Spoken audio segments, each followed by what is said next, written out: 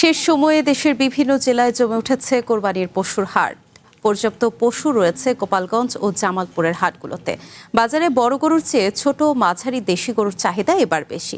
মাদারীপুরের নজর কেড়েছে ২০ মণ ওজনের বিশাল আকৃতির ষাঁড় রাজাবাবু। দোরগোড়ায় ঈদ, তাই গোপালগঞ্জ ও জামালপুরের স্থায়ী অস্থায়ী হাটগুলোতে কোরবানির পশুর কমতি নেই। হাটে পর্যাপ্ত পশু থাকলেও শেষ সময়ে এসে ক্রেতার সমাগম কিছুটা কম, ফলে সঠিক দাম পাওয়া নিয়ে শঙ্কায় বিক্রেতারা। গরু যেভাবে আসছে তুলনামূলক গরুর দাম অনেক বেশি। গরু দেখতেছি ভালো দাম আছে, ছোট গরুর দাম বেশি, বড় গরুর দাম কম আছে। যেভাবে গরু বেচা কেনার কথা সেভাবে গরু বেচা কেনা নাই। যেহেতু ঈদের এক সপ্তাহ রয়েছে, আমাদের যতটুকু আমাদের ভলান্টিয়াররা আছে, যতটুকু তাদের সুযোগ সুবিধা দেওয়ার দরকার আমাদের জায়গা থেকে আমরা ততটুকু দেওয়ার চেষ্টা করতেছি। বাজারে বড় গরুর তুলনায় ক্রেতাদের মূল আকর্ষণ দেশীয় জাতের ছোট ও মাঝারি গরুর দিকে। ১ থেকে ৪ লাখ টাকার বাজেটে মিলছে এসব গরু। অন্যদিকে বৈরী আবহাওয়া ও হাটের কাদা ময়লা এড়াতে অনেক ক্রেতা সরাসরি খামারে গিয়ে দেখে শুনে গরু কিনছেন। গরু আনছিলাম 9টা, 5টা বিক্রি করছি, 4টি আছে। ওই ছোট গরুর একটু দাম একটু বেশি কিনতে হয় ভাই। দাম যেভাবে আমাকে কিনা সেভাবে দাম হচ্ছে না। 2 লাখ 2.5 লাখ এই সেমের গরু আছে, 1 লাখ। হাটে যখন ছোট গরুর খোঁজ, তখন মাদারীপুরে নজর কাটছে ফ্রিজিয়ান জাতের বিশাল আকৃতির ষাঁড় রাজাবাবু।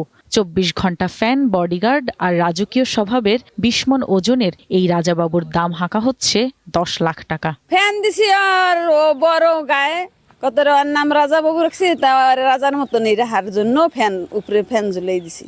আমার ইচ্ছা হলো মনে করেন এই বছর আর কি ছাড়ার নিয়ে আই। এবছর ওই যে গায়ে গাইলে হাঁকেদারে এক হাঁকেদারে একটি জিগায় কত হইলে 10 লাখই চাই। চলতি বছর মাদারীপুরে ৭৩,০০০, জামালপুরে ১,০৭,০০০ এবং গোপালগঞ্জে ৪১,০০০ কোরবানির পশু প্রস্তুত করা হয়েছে, যা স্থানীয় চাহিদা মিটিয়ে অন্য জেলায় সরবরাহ করা হবে। হাটে জাল টাকা রোধ ও অসুস্থ পশুর চিকিৎসায় সক্রিয় রয়েছে প্রাণী সম্পদ অধিদপ্তর।